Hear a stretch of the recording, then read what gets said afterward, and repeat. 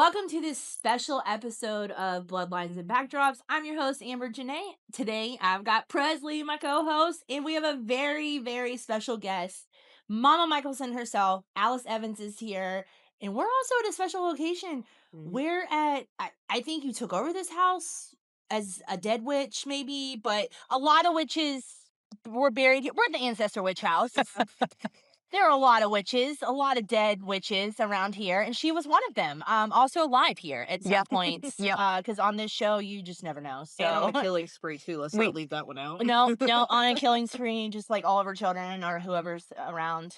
Best mom ever, by the way. Thank you. And it is Mother's Day weekend. Yeah. On that note, so perfect time to have you here on Mother's Day weekend. Thank you. Shout out to my kids, Ella and Elsie, my real kids, who I'm a good mom to.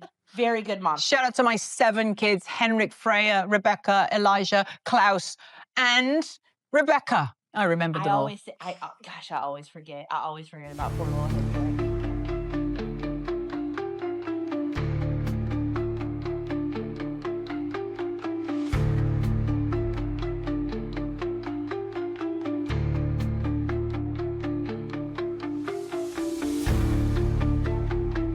I know. Was it not Henrik? The show was such a hit that when you auditioned for it, you weren't allowed to know anything about the role or what it was to do with. So I literally got the role, came to set, and they said, so, it's really important. Your son's just died. Who is my son? Who am I? We'll tell you in a minute. Just that your son's dead. What sort of show is this? So the first thing you ever recorded was the flashback was then? the flashback to Henrik's death. It's literally the first step I took onto set. The first time the cameras rolled in front of me was that scene where they come in with his body, and I'm just like, but I didn't know any of the backstory. I didn't know who I was, it sounds like a bit of a cop-out now. It's going to sound weird. I played that scene. All I could think of, all they told me was, somebody's just killed your son. But I didn't know who Esther was at that point. Right. Which is kind of shows you sort of how acting can be almost, you can falsify things in acting, because I didn't have any idea of like what the story was. Okay. All I had to play, and it was kind of good because all I played was how desperate I was. And little did I know that that was going to be so important for the story of the reason why I created the vampire. That takes us into that then. I was gonna say, Then that with was the one of our audition questions, process. yeah. Oh, Yeah. So really? with the audition process then, you didn't know what you were auditioning for, or you knew, you just didn't know what the development of that character was yet? No, there's a funny story. I was between my kids. I was desperately trying to have my second kid through IVF. IVF is a crazy process. You're constantly checking follicles, checking whether you're ready, whatever, blah, blah, blah. And I was saying to my agents, I want to work, but I can't be on anything that takes me away for a long time. They were like, there's an episode of the Vampire Diaries. And I'd met Joe Morgan just before that. He knew my ex-husband. They're both Welsh. And I think that I knew his ex, Emily Van Camp. And somehow I knew him. And I checked out the show. And I was like, yeah, it looks like a really cool show. Yeah, there's a random episode, but you need to go in tomorrow. Because that's what they do. They do things like, here's your 12 sides of dialogue that you've got to learn. And you have to learn by tomorrow. And the thing is, you don't want to do what they call stinking up the room. Because really, stinking up the room is just literally making a terrible job of the audition. Right. And those casting directors will never have you back in. The sides were Alaric and Catherine, or I want to say, I'm not sure. It was random sides from an old episode. They're like, nobody can know who this character is. I'm like, okay. I'd been in Lost previously, so I knew about the whole secrecy thing. Like when I did Lost, you literally somebody had to come to the hotel in Hawaii and hand you the sides physically. Wow. And then you had to, and they had your name all through them. And then you had to show them afterwards that you'd torn them up and put them in the trash. They're like, no. And that was before that was 2009. So that was before things were so easily passed around, I looked at the sides on Thursday night and I was like, I don't know can I have the script? Because that's what you always say, can I have the script? Yeah. No, you can't. Of course you can't have the script. Because little did I know, they didn't know what they never knew until the day before the episode started. So I was like, okay. And then wake up Friday morning. I'm like, I'm just not going to be able to make a good job of this. I said, can I go in on Monday? No, they're choosing their Esther on Friday night. They didn't even say Esther. They didn't know they didn't tell me the name. They're choosing the role on Friday night. I said, okay, it's not going to be my job. Get a call on Friday night. They didn't find the person they want. You can go in on Monday. And part of you goes, oh, that's my weekend. But at the same time, it's like, it's a great show and it's a one-off episode. Yeah. So I'm like, okay, I'll go in on Monday. And then for some reason, it just went really well. And I was like, and they were like, can you just go outside and learn this again and come back in? And when they say that, it always means they've seen something. And they, next thing I know, it's 3 days later. And my agent's like, so you're good. If they choose you, you're good on Thursday. What? You're good on Thursday to go to Atlanta? What? No, what's going on? Well, it's between you and another girl. You know that, right? There's just 2 of you and the CW has to approve you. Eventually, the CW's approved you. And I'm like, okay, so can you send me a script? No, we can't send you a script because they don't want the script to get out. Right. I'm at LAX. I'm there. I'm like, okay, I'm shooting tomorrow. Please send me a script. So they finally emailed me a script and I'm looking through the script and I'm on the plane and I'm like, who's Rebecca? Maybe I'm Rebecca. And I'm like, wait, Rebecca's doing cartwheels. I don't think I'm Rebecca. Like I'm four. That was not part of the audition. I think I was 40 or I think I was like 40 years old. And even if I think I was supposed to be 40 years old, but I don't think they'd asked me to do cartwheels. I just couldn't find anybody in the script that was me. And I get there and I call my agent like, fuck, am I? He's like, Esther. And there's like 3 lines in the script. And those were the death of Henrik. But that was literally, I was in my hotel going to bed. And then in the morning, I get into the production studios and the hairdresser goes, so your PR people have really made a big thing about this, right? And I went, I don't have any PR. He goes, do you see Perez Hilton? I'm like, what? He goes, yeah. And there's an article saying, finally revealed the name of Mama Mikaelson. And I'm like, what do you mean? This is just an episode. I'm just playing a guest episode. And then I turned to one of the producers and I'm like, so is it? Oh, this is a very important role. I'm like, no, I'm a mom. I can't come back and forth to Atlanta. Yeah. And then everybody's like, no, you can, right? You can. And I'm calling my agent. He's like, yeah, I didn't tell you. Like, if this goes well, this is going to be a really important role. And I'm just like, okay, all right. And then I think Riley had this experience too. I think somebody said to Riley, oh, aren't you happy to be a Mikaelson before she even knew that she was a Mikaelson? And you know, that makes sense because when they first introduce her character, you don't know that she's going to be a regular. They don't give off that vibe. Like, that's not the vibe that you get. It's like a season thing. Like, oh, at the end of the season, they're going to kill her and she's never going to back. You don't know how and that's gonna I've be. done so many off, I've done like the Mentalist, Brothers and Sisters, CSI. I've done those things. You go in, you do an episode and you're like, you get nice residuals from it. But all of a sudden, everybody was making this big thing. You're the mother of all the vampires. And it was just, and then there was a funny moment. I did this screen test in Atlanta and they're just deciding what look I should have and blah, blah, blah. And I think it's a fantastic look, actually, with the wig they give me for Henrik's death. But all of a sudden, there's all these whispers and everybody's being really weird with me and like, well, she's only like a handful of years older than Daniel Gillies. So the lovely makeup artist comes to me and says, they think you look too young. Oh, well, that's not ever. And I'm like, okay, that's never happened to an actress. Like, never in the history of ever has someone said. And I'm like, okay, but TV is really, really awful for firing people. So I'm like, oh God, please don't let them fire me now. So lovely Esme, who I've heard has since passed away, she was the most amazing makeup artist. She's like, we're going to put some lines under your eyes with pencil, but we'll wipe them away before you actually shoot, okay? So don't worry. Yeah. So she put some wrinkles on me to make me look older. We did the screen test. Sorry, producers, but I'm still. But they'll get over it. You were the right fit. Right. They aged me. They said it's okay. They didn't fire me, and then we wiped them off. Because nobody wants to have wrinkles that are, unless it's like a really somebody's doing like Charlize Theron in Monsters or something. Or it's like a prank episode. Exactly. Do you remember who you were up against? I don't. Those things are just, they seem so important at the time. And they are, because it's, history, in my life, history got made. There were 3 of us, and then I got a call to say there was 2 of us. And I've been in that situation so many times. I've won a couple of times, but so many. Love Actually, I came back 5 times.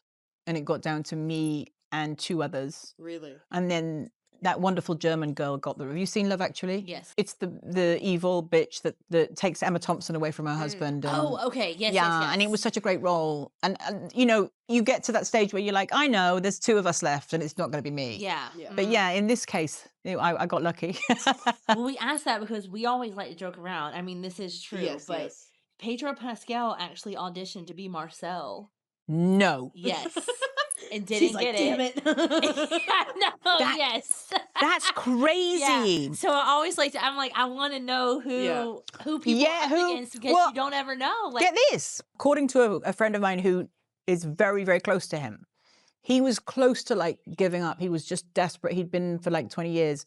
And according to my friend Jamie, he managed to get his tape via a friend to Game of Thrones. He saw somebody else was auditioning for a role or something, and he did a self-tape that was brilliant.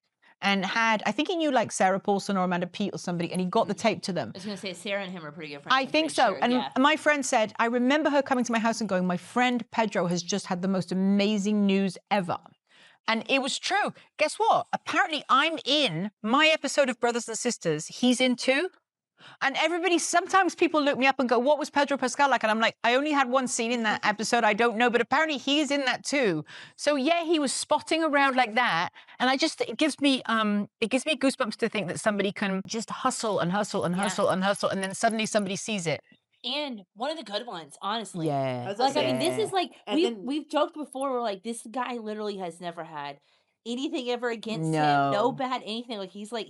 And he supports all the right issues. He's got a trans sister. I just love that his sister's hot. She's hot as hell. And I just love that he stands up for all the right political things. I mean, Mandalorian's such a huge show. Yeah. And then I imagine that when he walked in to do Joel, they were probably like, yeah. It also helps he looks like the character from the game. He does. It's just such a shit show. You just never know. You walk into the auditions and there's so many brilliant actors that I've seen and I've known. And I know some that still haven't hit their moment. And I'm in my 50s and I've been doing this for 30 years. I mean, I don't feel I ever really hit my moment, but I'm so grateful for this show. Maybe Lost, maybe 102 Dalmatians that I still have people that like love me for. And back when I started, I did some amazing movies in the 90s, movies and shows that will never be seen again because it was just before the Betamaxes got committed to. Were they all British shows? Mostly British and French. Okay. Because I started my career in France and did mostly French movies. Okay. Because I was a French major and then I moved to France and whatever. But it's a kind of a pity when you look back and you go, damn, I wish I did the Chris Isaak show for 4 seasons. Do you ever remember that? I do remember the Chris Isaak show. That was a Showtime show and it was really cool. And it was just before people started committing things to the internet and streaming them. What I was going to say is around that time, when things started filming, I remember there was actually a couple of seasons where extras, they were leaking. Oh my God, we got so much shit. It was rough. It was like, it was making all the magazines. Yeah. It was making, and they were coming to town. I mean, some of them were coming to town to get the scoop. Wow. The spoilers or whatever. And we tried to do things a little bit differently. I'm not going to say that Vampire Diaries was perfect and we never put out a spoiler, but for the most part, we had a deal going that we waited for the episode to air and then we'd post our stuff. Right. So we tried to be fair about it. And honestly, that worked because then that brought people to town to want to come through the doors and things like that. Yeah. But there were some people that were extras multiple times and they were leaking stuff. So as soon as you started talking about that, I was like, yeah, I'm not shocked. Had the Lost experience, and Lost was 2009 for me, so this was 2012. And my manager literally, she called me and said, "You cannot leak anything." And I thought she was talking about like something I may have done in previously. You know when somebody tells you something and you think, is this because I have a tendency to do that? Definitely Instagram wasn't a thing then, was it? Or maybe it was a thing, but it wasn't. It was starting to be. Honestly, Twitter was still more popular because the whole cast was tweeting I think all the time. I didn't even have a Twitter by that point. Because when my ex started a show called Forever on ABC, which is 2014, I remember ABC was yelling at him for not having a Twitter, so I said, let's start together. So I didn't even have social media, but I got sat down. My manager was like, okay, do you think I'm no, it was just that she'd been read the Riot Act by Bonanza and by Warner Brothers and everybody. And yeah, it was huge, wasn't it? Like the whole leakage thing. Yeah, it was a big deal. I just saw an interview with Jacob Elordi. He acts in Euphoria. That guy's amazing. He's everywhere. And he said that the script was like the Euphoria files. All of it was redacted, and he could only see his lines and nobody I've heard that. Yes, I've heard that. Thank you, Lauren. I'll pick it up. Everybody, this is Lauren. She's beautiful, she's and our bartender today. She's an amazing tour guide, as is Prez and as is Amber. Who was your favorite person to do scenes with? And who was your least favorite? Because we won't have him on the podcast. I won't have him on. Me and my 400 listeners. They're going to be 400 and 10 by the time they realize I'm on this podcast. You just wait. You might even get 412. Like I did a lot of scenes with Joe. And as I think I said earlier, I had met Joe before and I felt safe. It's very strange going on to somebody else's show as a guest. Yeah. Because they all know each other and they're all like really cohesive and bonded. Yeah. You know, you're walking into the makeup trailer and they're like, hey, how's it going? We've been hanging out for 3 years. And you're just like, hi. It was really nice and Joe was really nice to me. So I felt very comfortable with Joe. Daniel was amazing straight away. Claire, I think did she start like one episode before me or something? Right around the same time because it was just Elijah and Klaus for a while. So I've really always felt close to Claire because, you know, it was a hassle. As a guest star, you're not being paid for the season. You're not being told you have to live in Atlanta. They call you and they say, are you available for these dates? And of course you want to be available for those dates. But I had a baby and I had a husband who was on movies and shows all the time. So it doesn't matter how many nannies you've got. You can't leave a baby with both parents going away. Yeah. So I would always be like, oh, damn. I really, really wanted. So I think I bonded a lot, even though Claire didn't have kids then, we bonded a lot because it was just like suddenly, we need you tomorrow. And then you'd get to Atlanta and then you just wouldn't get a call and it'd be like Friday, Saturday. Okay, what am I doing here? Oh, they've decided that they're not going to be shooting till Tuesday, which is in their right. It was AFTRA at the time, but SAG-AFTRA, it takes 8 days to shoot an episode. I'm sure you guys all know this, right? That can be between 9 and 12 days because it depends whether or not the weekend is part of it. So once it goes longer, imagine the episode starts on a Friday. So you've got Friday, Saturday, Sunday, Monday, Tuesday, Wednesday, Thursday, Friday. If it starts on a Monday, you've got Monday, Tuesday, Wednesday, Thursday, Friday, Saturday, Sunday doesn't work. Then you've got 3 more days. So they are union allowed to keep you for that amount of time. Right, okay. I would fly myself back all the time because my kids, my daughter would be like, Mummy, where are you? So literally I would be begging them saying, can I just fly myself back tomorrow and then come? I would waste all my wages doing that. So I think me and Claire bonded a bit over that. The fact that, you know, had I been 18 years old and open to everything and just, it would have been fine. But I had a baby. So it was a little bit all over the shop.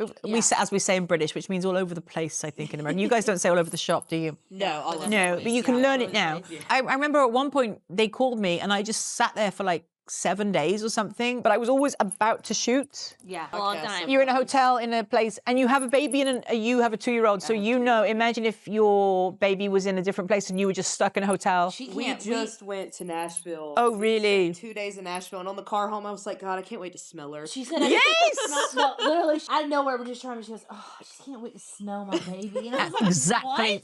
What? Exactly. But yes, like you get it. You just, it's something about them. Exactly. Yeah. So if I was filming, it was fine. But sometimes they would call me on a Wednesday and I would be there for 3 days. And then they'd be like, you're filming on Monday. Where were y'all living at? In Los Angeles. Okay. So I would be here. Most actors, some of the actors were. Some were going back and forth. I know some. I think everybody was going back and forth at the beginning, but I think the main ones moved pretty quickly to Atlanta. But some of them, a bunch of people were still going back and forth. When I died with Dahlia, I was literally like, I've died before. I know this is kind of dramatic, but I've died before. And then at the end of that episode, you do the thing, everybody gets together in the, whatever it is, in the production office and whatever. And it's like, okay, let's do this for the, they were saying that's a wrap on somebody, that's a wrap on somebody else, that's a wrap on somebody. And they went, that's a wrap on Alice for the episode, for the season, and for the series. And I was just like, what? Like, you didn't know that was your final scene?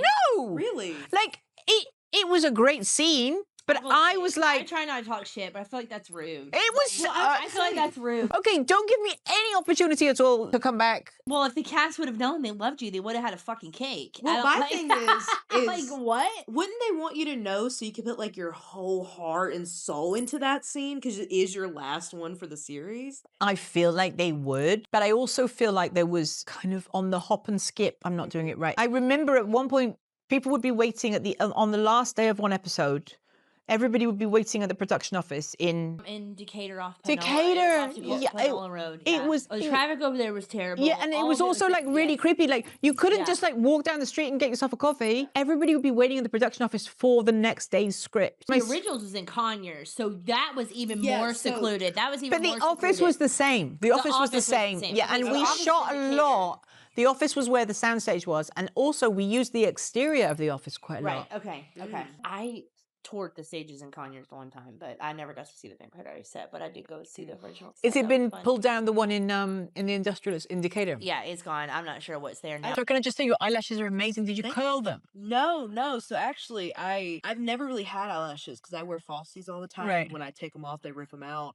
And I haven't worn them in like over a year, and they just grew back. They understand. They're so, but you haven't cut, they're your natural ones? Yeah. Oh, they're amazing. Thank you. To say though, while she's doing that, Joseph did always seem I always tell people he is the opposite of Klaus. I always say if they played a psychopath on the show, they're so sweet in person. Yeah. I remember I went to a rap party one year, and I was sitting there with Persia, and me and her were talking, and he was bringing her like cheese and wine and just like serving us hand and foot. I mean, letting her have girl time, just girls' night, and there were other people there to serve us, you know what I mean? But he just wanted to take care of his girl. I don't know, it just said a lot about him at the time. Like, I was just like, he just seemed like very down to earth and realistic, and getting cheese delivered to the table from Joseph Morgan's not that bad of a night. But like, dang, I said they're going somewhere, and then they ended up getting married. But I knew then that I don't think Persia remembers this, but I can remember. I said, my husband's Welsh. That was my ex-husband. And she said, oh, isn't Joe Morgan Welsh too? And I don't know if, I always say to her, that was before you were with him. And she's like, no, we were already together. So, a fun story, we were actually at another Originals rap party, and it was like a 1940s. I love that you went to all these rap parties. I went to a few rap parties, and it was like I think it was decades themed. So I did like the 90s, and I brought my brother with me this time, and he did 1940s. And we worked for a company in Hawaii, and Joseph was talking about how he was so scared to go to Hawaii because he didn't want to get bit by a shark. And my brother started he was like, I don't want to go. I'm so scared. I don't. And my brother's like, listen, you're more likely to get killed by a fridge falling on you than a shark. Like, you're going to be fine. And 2 weeks later, him and Persia went to Hawaii. He didn't want to get bitten, or he didn't want to get killed. He didn't want to get bit by a shark, and nothing by a shark. Now, this house, we're at the witch's house. And have you ever seen a photo, or do you remember what the house looked like? No, I don't think I ever shot exterior here, but I've seen the photos. Wait. What do you mean you never shot exterior here? Because I don't think I did. No, that scene's 100% here. Because when you're going Sistas, that's out here. You see this, and you see your 3 kids walk up. Yeah. They walk over the hill right there. Elijah. But I think that they set that up in a church somewhere. I think we need to find the producers. We need to figure it out. I feel, you mean the pentagram? Yes. Yeah, the pentagram was right here. That's been here since the house has been built. Mm-hmm. Okay, so there's no way that they would make a duplicate of that. No, I don't think you really you see a glimpse of that in the show, but they don't. But I have selfies with Casper, like over here, which I've shared, and there's that in the background, and we're both going. So yes, you're here because you were with him.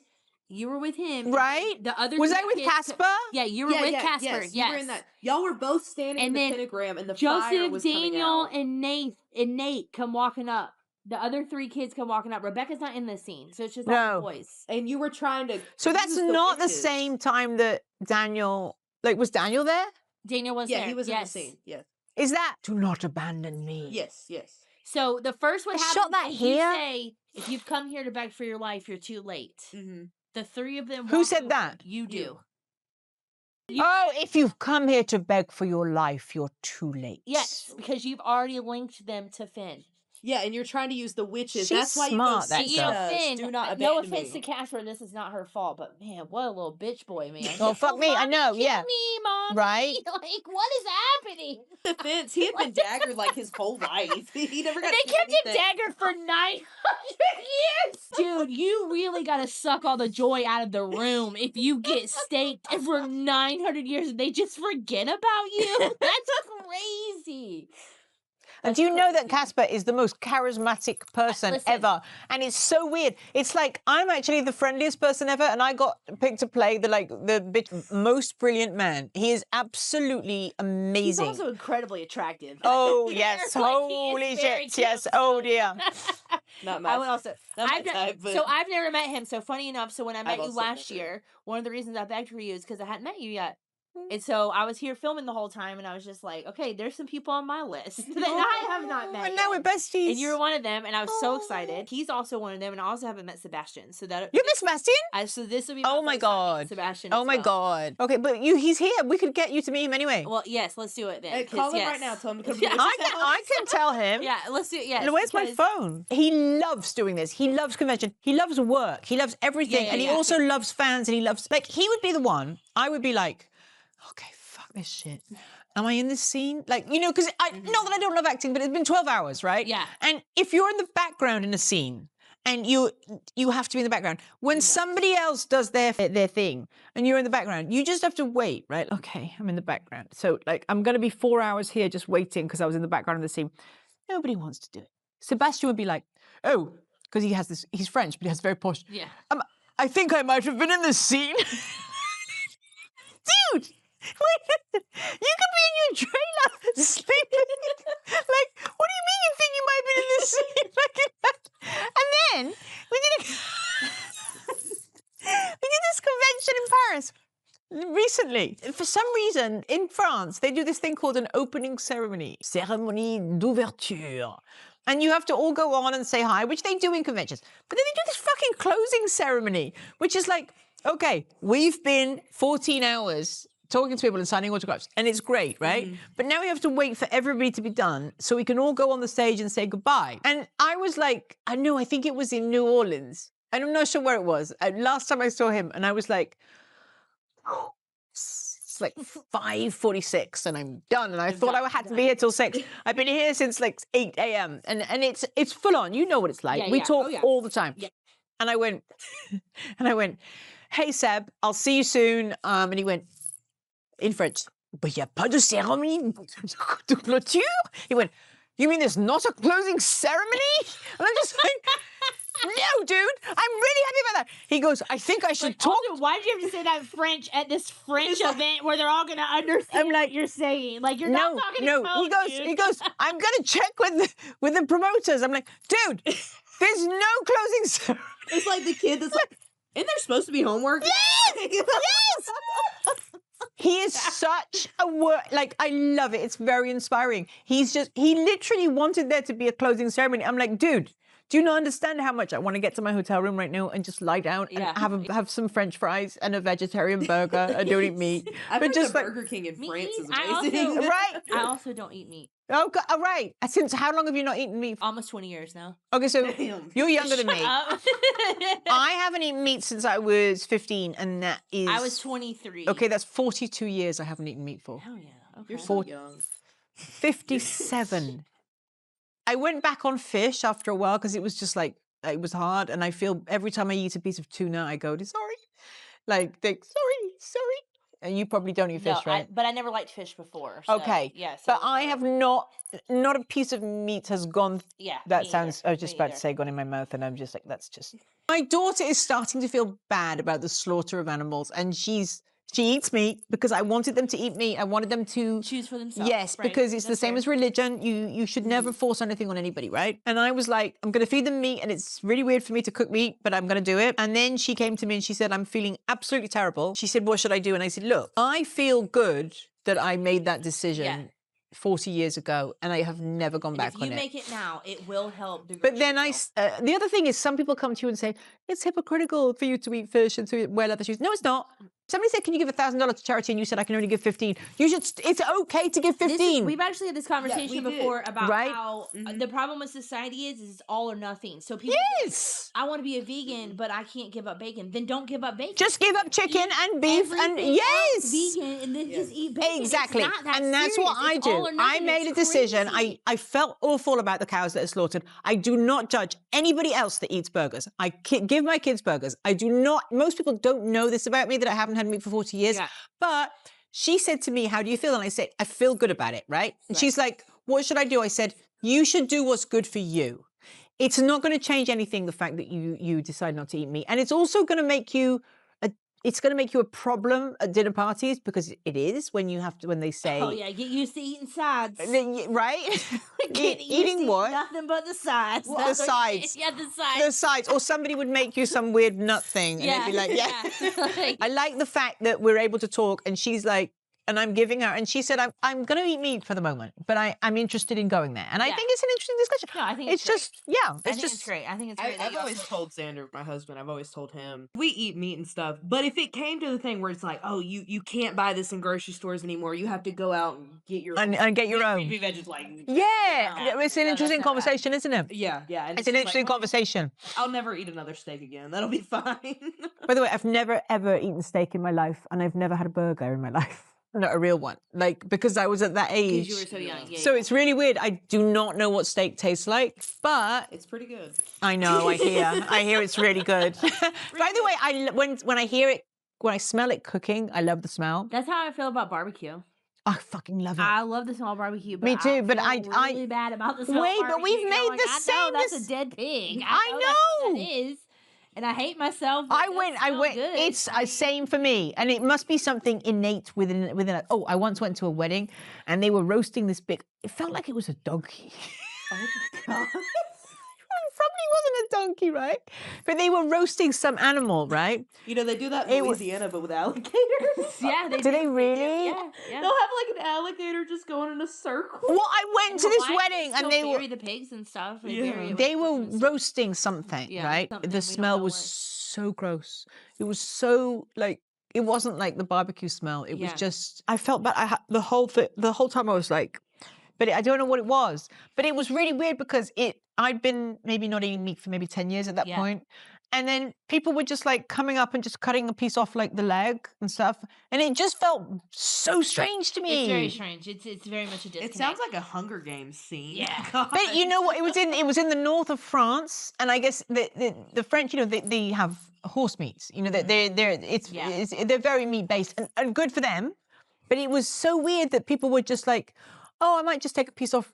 Like it was a whole animal. In a situation like that, I will say I do appreciate nose to tail. If you're gonna eat the animal, eat the whole animal. Yeah. You know what I mean? At least it died for a little. Then I mean, you're gonna eat a little bit of its asshole. That's fine. I mean, I want to talk to you about these conventions and meeting the fans and how you feel about all this stuff. I want to know, like, this has got to be something very different. I'm sure, like you started thinking you were gonna do a one-off episode, and now It's that's weird. That's a big, huge jump. How's that experience been? Well, I started acting in the 90s, and the whole thing was you did a show or you did a movie, and it was a hit or a miss.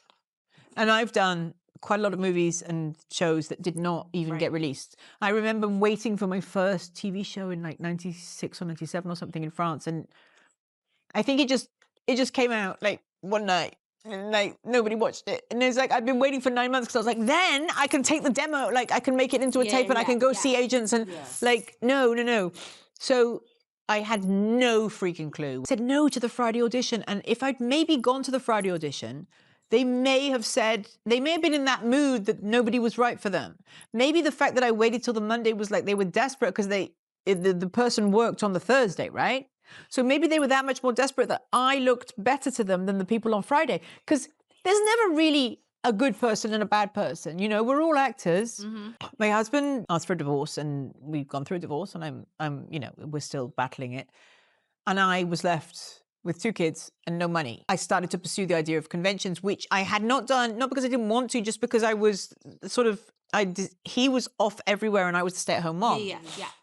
And then I did my first one in 2023, and it was just like, holy crap, I just love this. Because people that do theatre, they get that chance at the end when they come out and they meet everybody, and they're just like, people are like, I love that, I love that.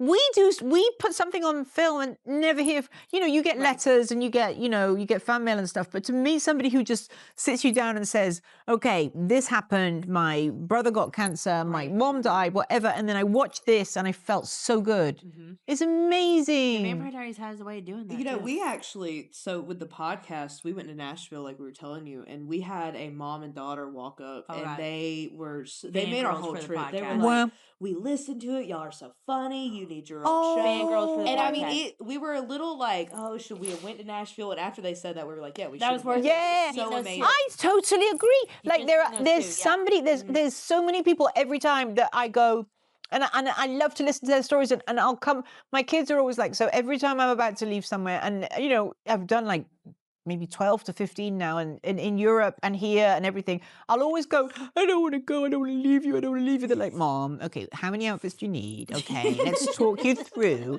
Are you going to wear heels, or are you going to, because you're going to get, if you wear heels, you know, it's going to get like, so they're so cute. And then I'm like, woo, go get in the car, we go to the airport. And then I literally come back on the Monday, I used to come back on the Sunday night, but they canceled all the flights. And I was just like, no, girls, I'm coming back on the Monday. And they'd just be like, I'd be like, hey, yes, I I met this person, I met that person, it was amazing. And they're like, yeah, Mom, we knew this would happen. We knew. And look what so-and-so gave me, look at this. And then Not only this, your daughters care about your mental health. I know, they're so They're like, sweet. go do this, go have a good time, go do you, Mom. That's so sweet. And then they look into like the haul of what's been given us. Like, what can we have? Yeah, candy in there. Oh, I like this. One person brought me in Manchester a couple of months ago, brought me a whole thing of like British candy, like the sweets, we call it. That, you know, and they were just like, it's amazing. But to be honest with you, there are times when I've felt that I didn't want to go to set because it's taxing and it's difficult. There's never been a single day of all the conventions I've done where I've ever felt like at the end of the day that anything other than love and happiness. Yeah. Just pure love. This is how we feel on the tour. I can tell. It's so crazy. Like I said to you today, I said, you know, over the years we have had people come and go, but I feel so good about my team right now. Your team's amazing. They are. They're all doing a fantastic job. I love that you got to experience all of them. It was amazing. It was amazing. And that's exactly how we feel. I mean, we always say this is Disney for some people. Oh, yeah. They save up. They come to Mystic Falls. They want to experience. They want to be part of the magic. And we get to give that to them. Yeah. And it is such a unique experience. Or even like some days I'll get into work and, you know, we do it every day. So sometimes I'll go and I'll be like, God, I just really do not want to talk about this right now. Yeah. And then I'll go out there and I'm telling Skylar, I'm like, oh God, I don't want to do this. All right, who's Team Damon? And then I just start going. And then I'll have people and they'll be like, oh my God, we had you last time. We were so excited to see you. And I'll be like, all right, I'm in a good mood now. We can go ahead and get this rolling. It's incredible, isn't it? It's absolutely incredible. Turn you upside down. Like it will turn your frown upside down. Like it's hard to do this job and be in a bad mood. Absolutely, it's hard to do this job. Just drop it. I have never come back from a convention with anything other than bursting with love. Yeah. It's inexplicable. You can't explain it to anybody who doesn't know, doesn't understand. It's just amazing. And the fandom keeps renewing itself. New people keep discovering it. Yes. And then like the super fans keep growing. I mean, we got some of these super fans that are coming on the Do they come back multiple times?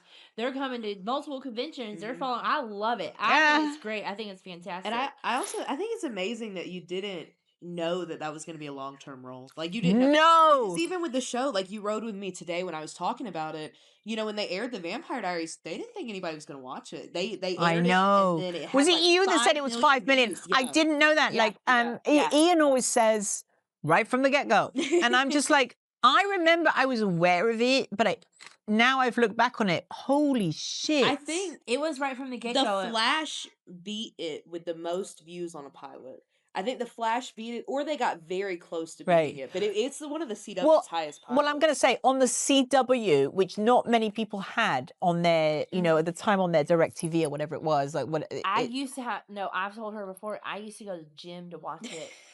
I'd get on the treadmill for an hour because I didn't have cable and I wanted to watch it every week. Yeah, and there was no way of knowing. Like I came in about episode 15 is when I started watching filming. There was no way of knowing that this would.